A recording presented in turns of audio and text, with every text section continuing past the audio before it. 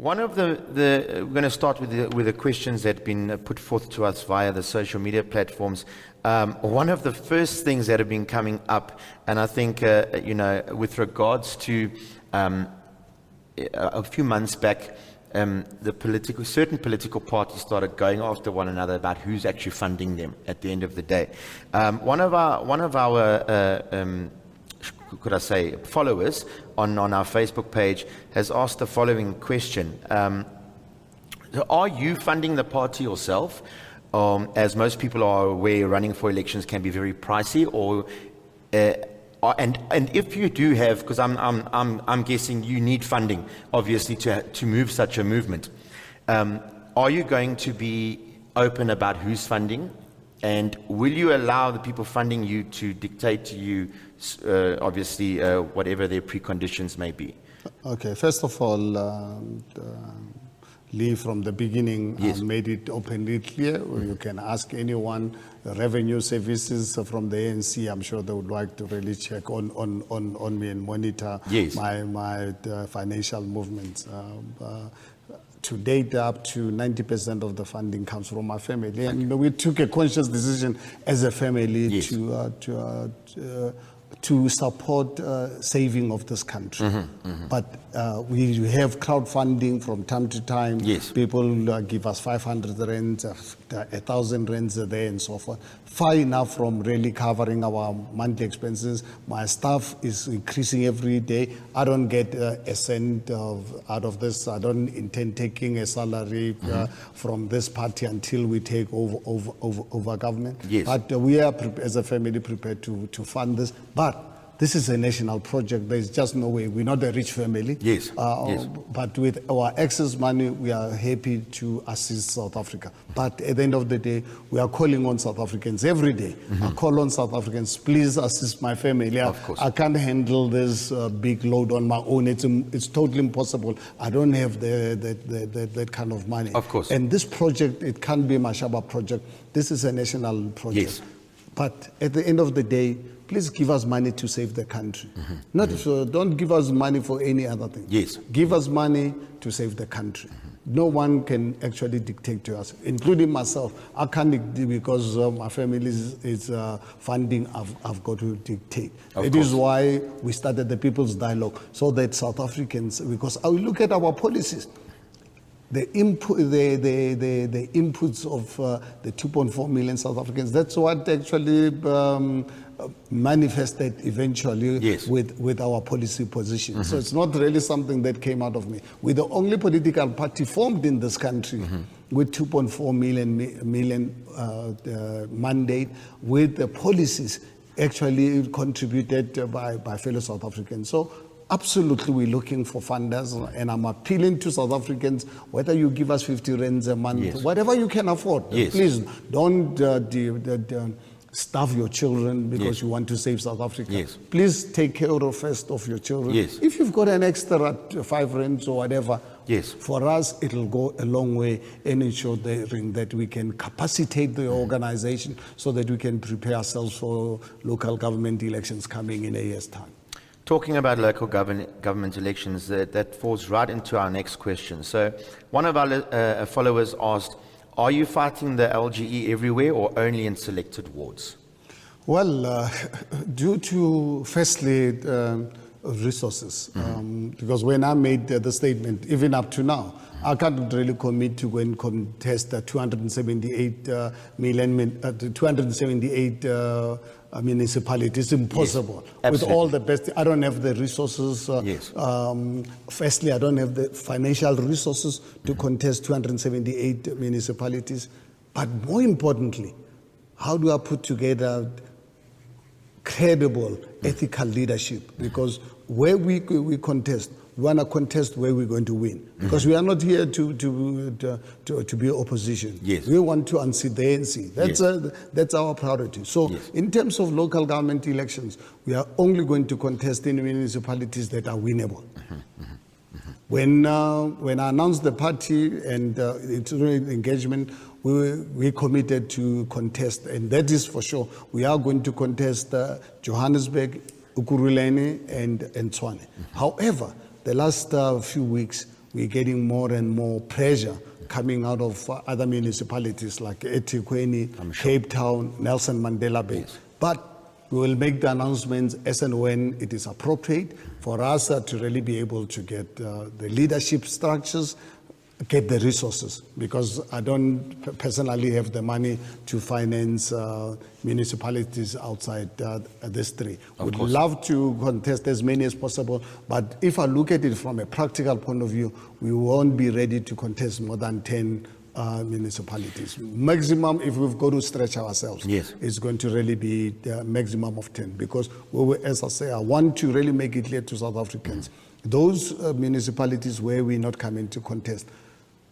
give us a chance, because I've also made a decision not to make myself available to be the mayoral candidate for the city of Johannesburg. Through the engagement with our supporters. This is, please, Mr. Mashaba, Herman, focus on national project. We don't have a Johannesburg problem. We've got a national project of a virus called the ANC. Be the national figure to assist all the municipalities where we're going to contest. But even where we're not going to contest, put structures for 2024, so that 2024, once and for all, this virus we completely destroy by ensuring that we get South Africans to realize that they are the virus that can actually eventually destroy this virus called the ANC by going out to vote, and we vote them out completely. And I'm confident that come 2024, that will happen, and I'll be leading that charge to ensure that we save our country. I think that's definitely a wise way to look at it, and I think that answers that question 100%. So the next question, there's a lot happening at the moment within the DA. I think personally, and this is just my personal opinion, I think that the certain journalists, and I'm an avid reader, and I like, whenever I read an article, I always like to see who wrote that article. And there definitely is certain journalists, and I won't mention their names, but they are very biased and pro-ANC. And so sometimes I think they do, I'm not at all, how could I say, the wool is not over my eyes. I realize that the DA in its current form, they're battling some big elephants at the moment. It's something that only they can either make or break. But I think there's obviously a lot of, we spoke earlier on about journalists who come in, take a story and completely twist it. Okay. Having mentioned that, many of our followers have actually asked the same question. They see obviously some political leaders coming over from other parties to you, namely Makosi Khoza and Faki Mentor. So one asked, are you, and I think this was a bit of a tongue-in-cheek question, are you offering positions to prominent DA politicians who have left that party, some with serious unresolved allegations hanging over their heads? And a follow-up question to that is, will you offer Mbali Ntuli a seat or senior position should she lose the leadership election?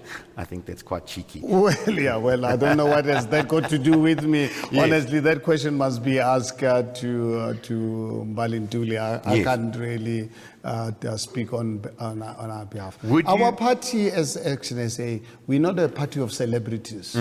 We're a party of conscious South Africans with a value system. Yes. To give an example of Faki Mentor and Makosi Khoza, these are two brave women I've really admired long before I could ever even believe that one day I'll go into the political field. When you remember during Jacob Zuma's state capture, these brave women compromised everything to say to the ANC, I remember, not in our name. I remember. Not in our name. And they paid a price. Yes. They were ostracized and got some people in the media, because ANC had money to buy the media space to ostracize people and so forth. For me, when they approached me, I can tell you without any doubt, I couldn't blink an eye, because I've been following them. admire their conviction and their courage and their braveness. Yes. Because the only way we can save this country will need all of us as South Africans to really be brave. Yes. And not really shy away from it. So Absolutely. we will welcome anyone. Yes. But we don't welcome people on the basis of their status. Yes. We accept anyone on the basis of what they can bring to our party. People are committed to public service.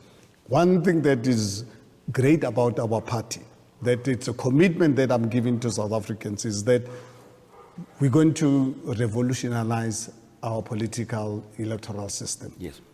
In municipalities where we're going to contest next year, our public representatives are not going to be elected by us as a political party behind closed doors.